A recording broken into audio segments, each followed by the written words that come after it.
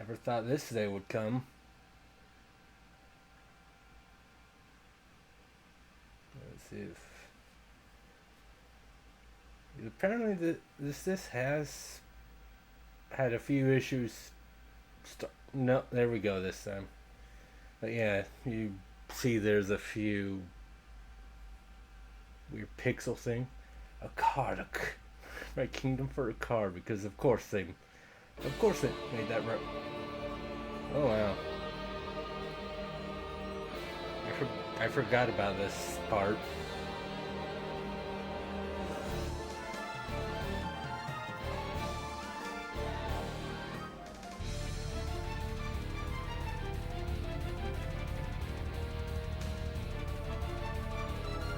That music though, right? You know.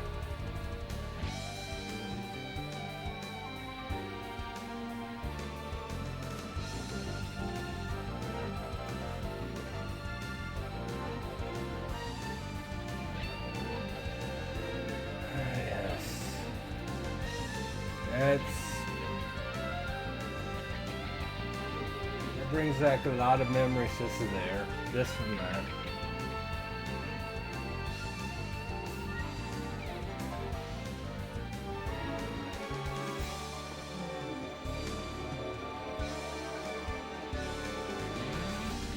What I need, yeah, don't stop blinking, dude. Well, you're not really blinking right now, but...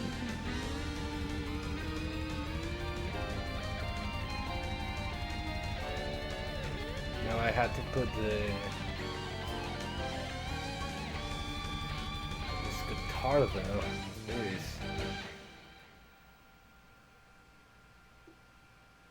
Alright. Alright. Oh. 1996. Jeez. I was like 3 when this game came out.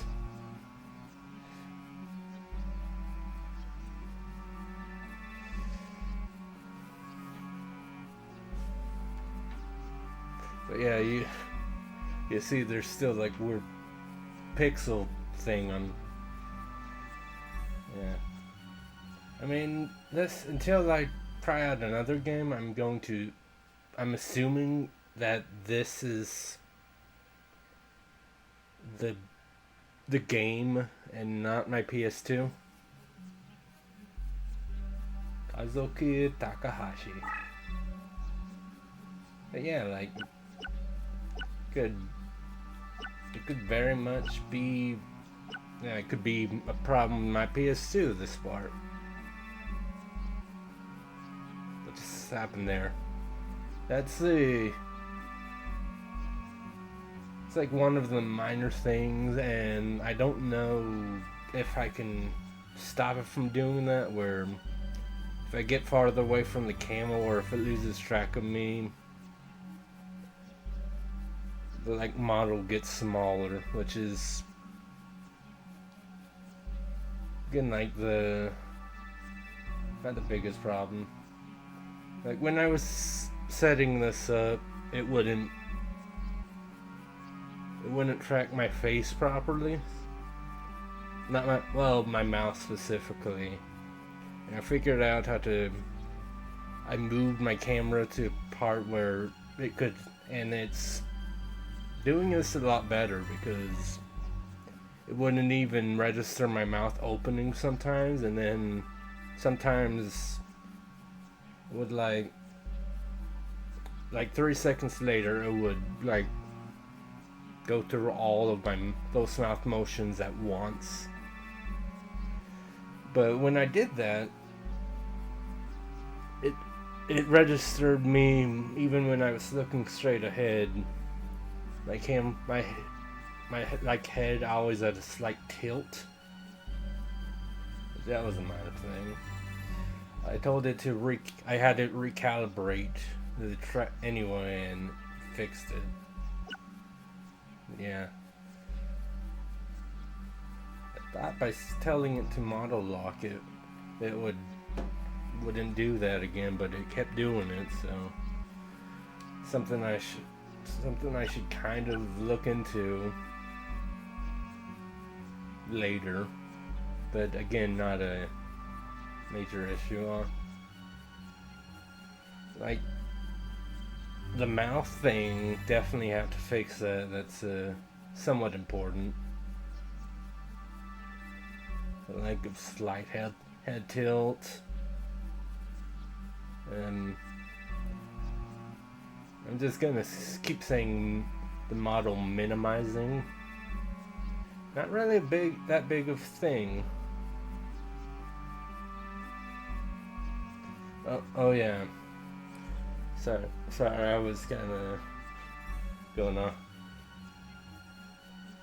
That's weird. Like, I mean, I think it's. I put my hand on my face, so I think it got confused. It's yeah, might be better to not do that. But yeah, before I go off on another, well, not really a tangent, because this was kind of me talking about the model thing with the mouth was somewhat relevant to the model. But before I go off on something else, thanks again, Alex, for the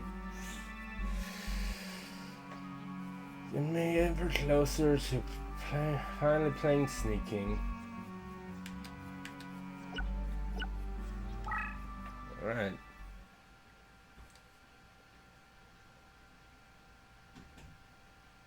Now let's do some rating for you. British Empire in the 1480s.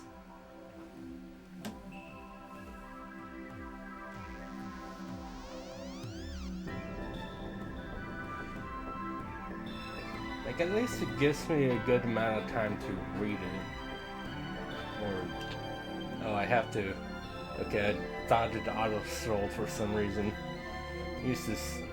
Played so many other games where it did make me auto-scroll. Also, this part's kind of loud.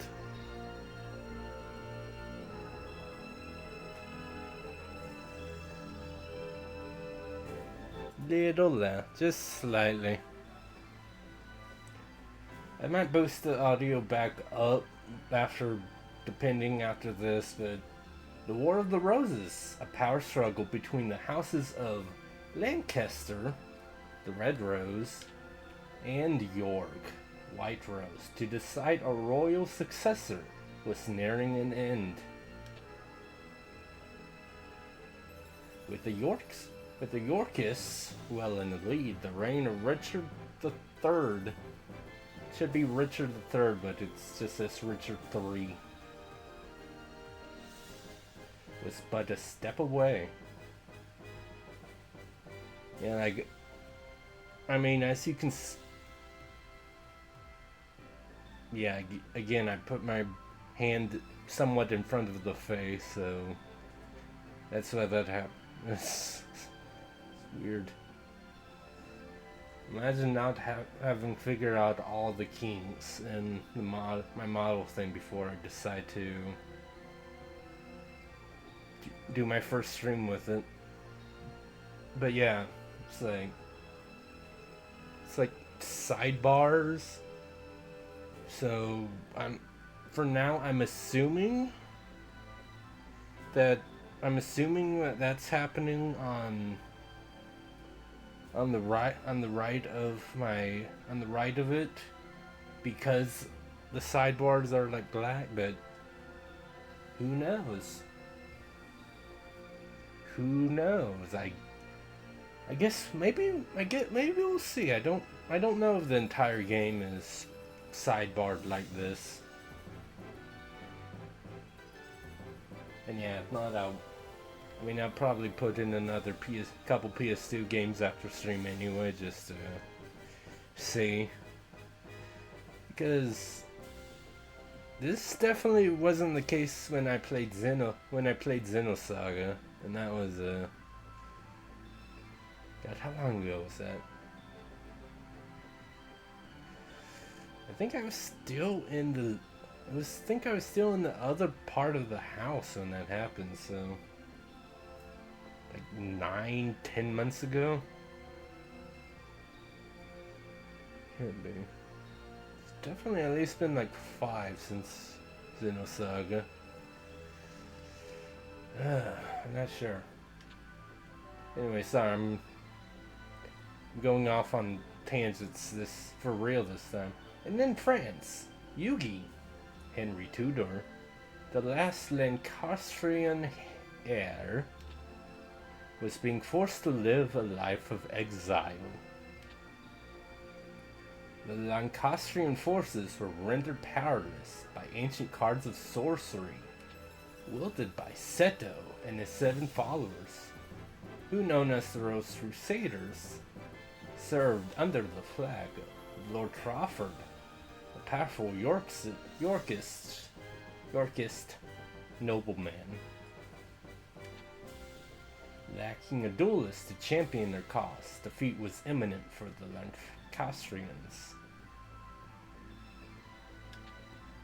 In England, duel card games were still at the fledgling stage. Thus, the Lancastrians had to look elsewhere for a duel master capable of facing the Rosencrows in battle. And I mean, do you say it because of the Rose Crusaders, or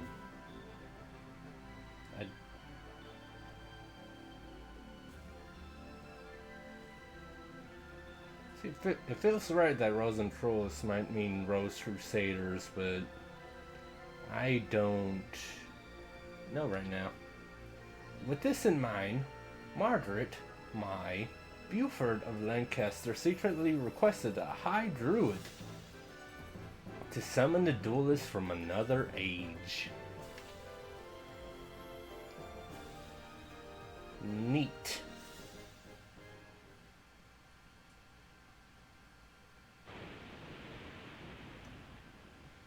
Wish I had acquired her PC though, that's for sure.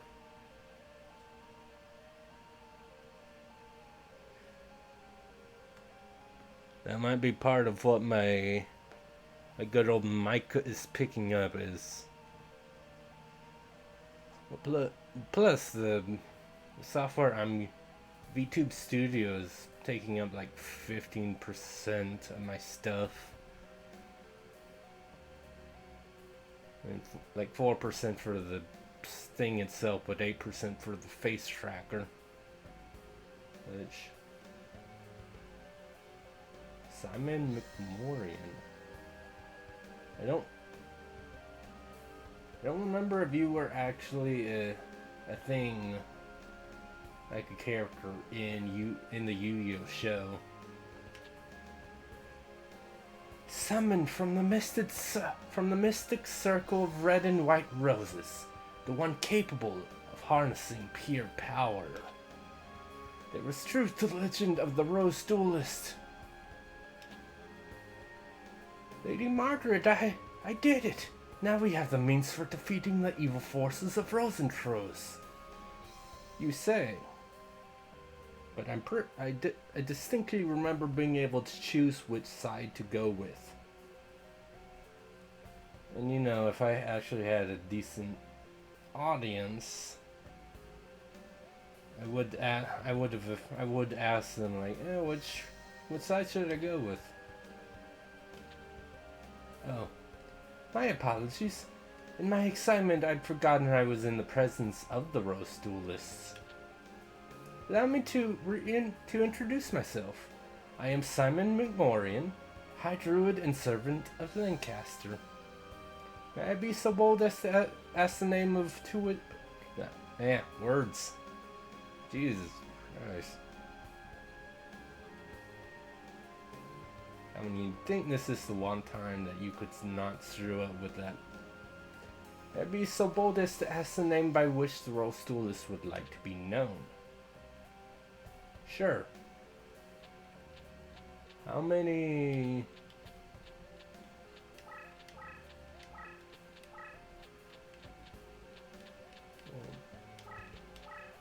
No, it looks like I can fit all of it.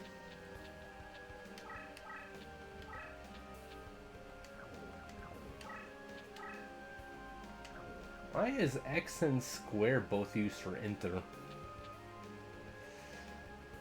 Look, it couldn't even fit the whole thing. Circle is... and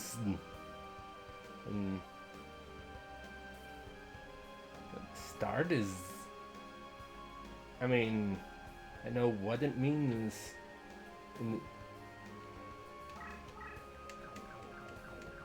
Yeah. So, I put the S before the W before the S. Yeah. Just... I mean, if it was like ETR for like enter, but I mean, seriously, maybe it's just the controller, but the D-pad doesn't always respond right.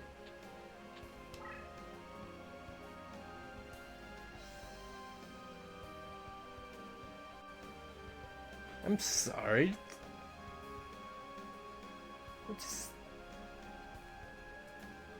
It sounded like someone like texted me on my phone or something. I don't know.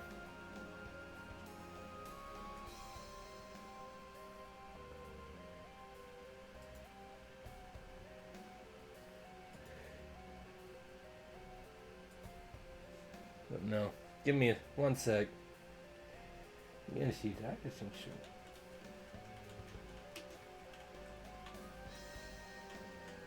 Look at all these things. I definitely need to do some research on how I can just like do a coding thing so I don't have to do keybinds.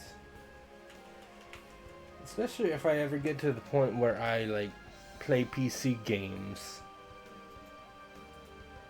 Specifically without a controller.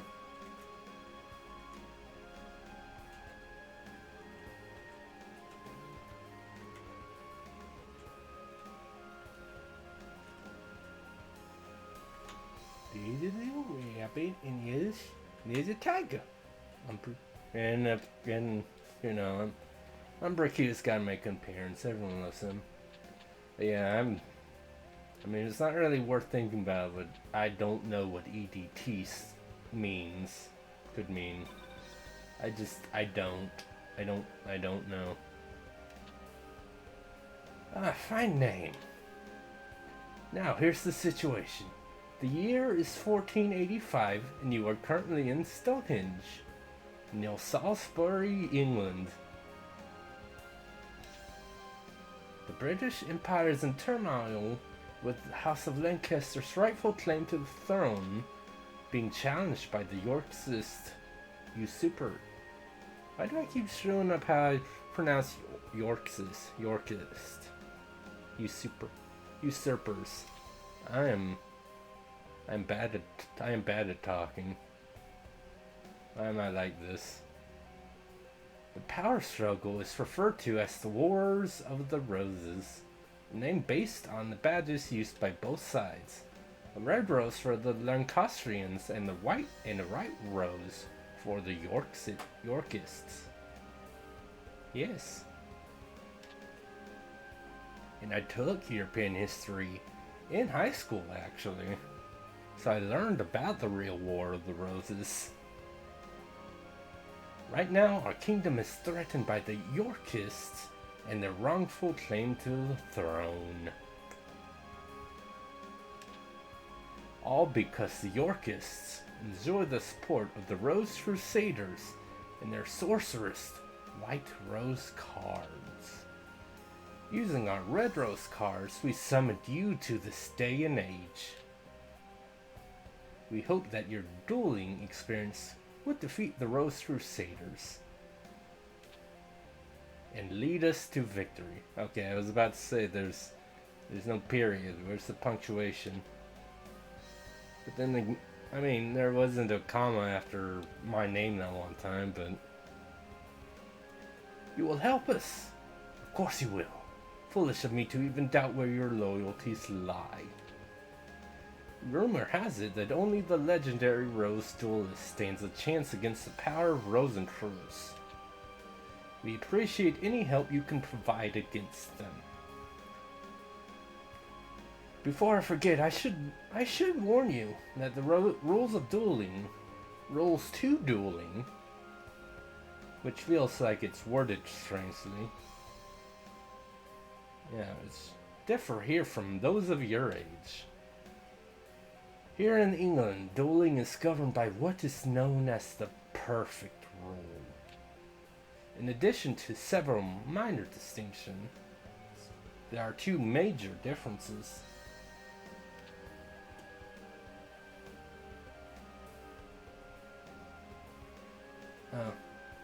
There was apparently an emergency alert. I guess that's why it went off. Okay. One is the existence of moving or positioning. The other is the deck leader concept. There are two aspects of dueling that were lost in the process when the ancient sport of duel monsters was adapted to card form.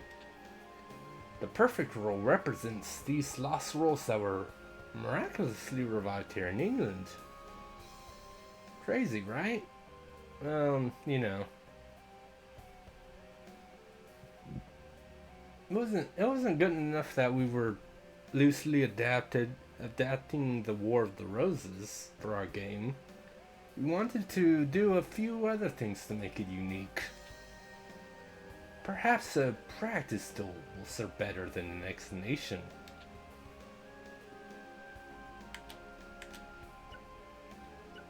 Of course I want to play a practice duel. You fool.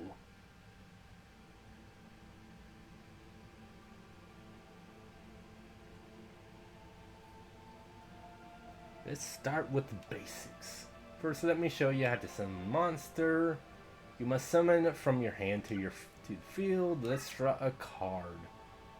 Dark Magician. I press X to that. I thought I had to press X to continue, but no. It's or your deck leader to operate your hand. You can do this by selecting your deck leader and pressing square. See the blue square, that's the area where you can place your summoned monster. Let's place the monster in a position directly in front of your leader. Line up the cursor, press X, yeah. This is your current hand. It's not the best. Also, that's a 5-star card that's only 1700. That kind of... I'm probably gonna replace that one. It's not great. Apparently, there's only one monster in your hand that can be summoned to the field, because it's a tutorial. This is because summoning a monster requires a certain amount of power. Yeah, that 2000, and that one's in the slot machines 2200 is fine, but the Dragon 1700 and the Lion Beast 1750 kind of sucks. Spot currently indicated is where your currently available summon powers displayed. At the start of a duel, you'll have 4. The amount will increase by 3 every turn, and you can accumulate up to 12. Okay, so I summon him, I'll have 0, and then I'll have 3 next turn, so... It's a bit better than having to sacrifice. Still 5 is a bit. 5 for 1700 though. When monsters play, summon power points equal to the monster's level are expended. Hence, the only monster card you can summon to the field is a level 4 monster, the Celtic Guardian, or Celtic Guardian, depending on how you pronounce things. The dark cards are the monsters that you are unable to summon. First, move the cursor over to Celtic Guardian. Press X. I can do this yourself. At this point, if you wish to cancel the selection, press circle. To enter your selection, press X again. You've now summoned the Celtic Guardian, and the card is ready for battle. Now let's attack your opponent with the Celtic Guardian. To control a monster on the field, you must first activate the card you wish to move. Blue Ice White Dragon, yeah. Blue Ice White Dragon is your opponent's leader. Let's try to attack the enemy leader. First, let's activate your monster by lining the cursor, pressing X. See the yellow square. This indicates the space where your monster can be moved to this turn. The opponent's leader is directly ahead, so let's move straight. To move your monster, select the destination. The Celtic Guardian advanced one space, completing its move for this turn. Monsters can only move once a turn. However, a deck leader summoning does not count as a move. Hence, the monster can move immediately after being summoned, since there's nothing left to do in your turn. You start. And now it's your opponent's turn, and my mom freaked out a little. It's whatever. Your opponent is summoning a monster and preparing to attack you.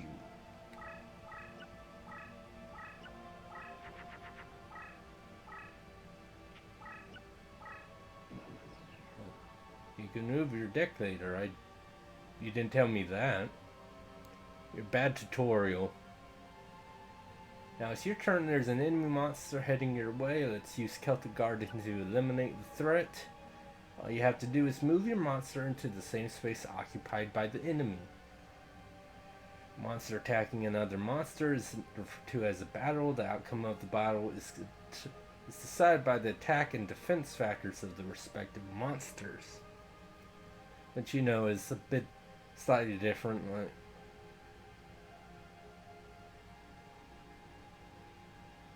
it's, you know, slightly different. Because, you know, in the actual game, defense doesn't factor in unless you have a certain card to swap your attack and defense. Or you have to literally have the monster in defense mode for defense to factor in. But this works differently, I guess. Putting that come aside, let's attack. Remember how to move your monsters? Yes. Even you don't let me, you're like, I hope you remember, because I'm going to move your monster anyway. So 14. Instead of... You've eliminated your opponent's monster and move one space closer to your opponent's leader. Yeah, well, I guess I selected soon because honestly I dealt damage based on the baby dragon's attack and not defense, because then that would have been 700 LP. However, your opponent is now aware of your monster's strength and will probably bring a more powerful monster into play to retaliate. Now let's take a look at the factors that govern the outcome of a battle.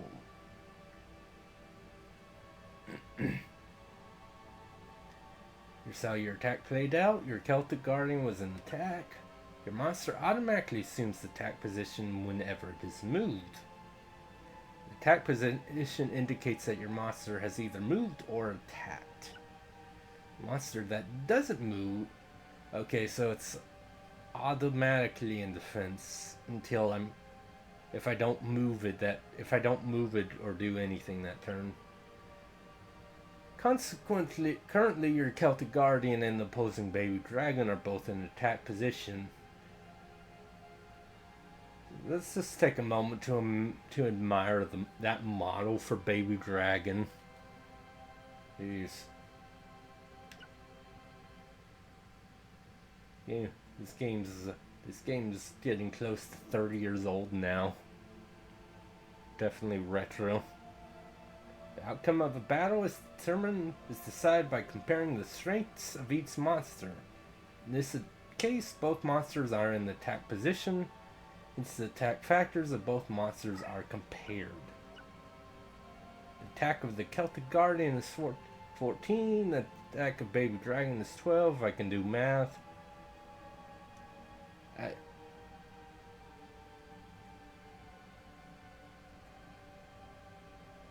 Okay, see, the triangle is DTL, so probably delete. Start for EDT makes sense now. If it's in turn, it didn't make sense for the name input, but whatever. What is SRND though? That's what I want to know.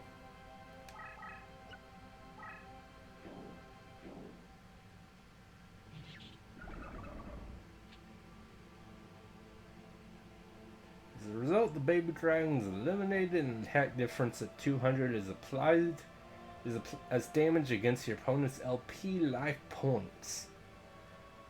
And we're doing at 4,000, which is...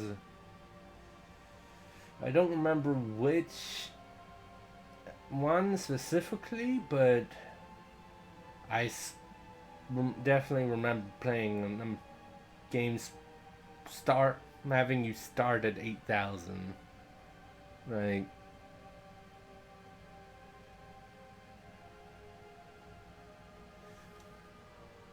I think in the anime it just had life point speed like 2,000 or 4,000. But yeah, no, the actual card game's like 8,000.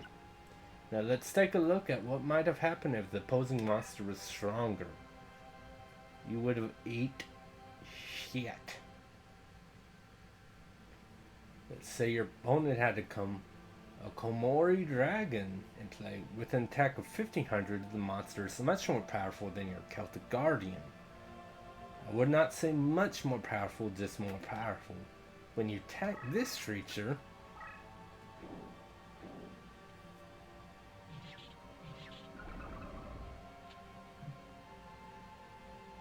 Celtic Guardian is eliminated, you lose 100 life points.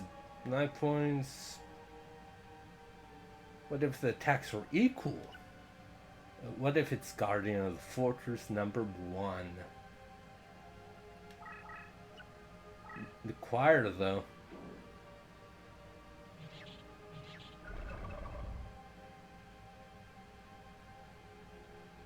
Ooh. Both monsters are eliminated and neither player suffers any damage to their life points.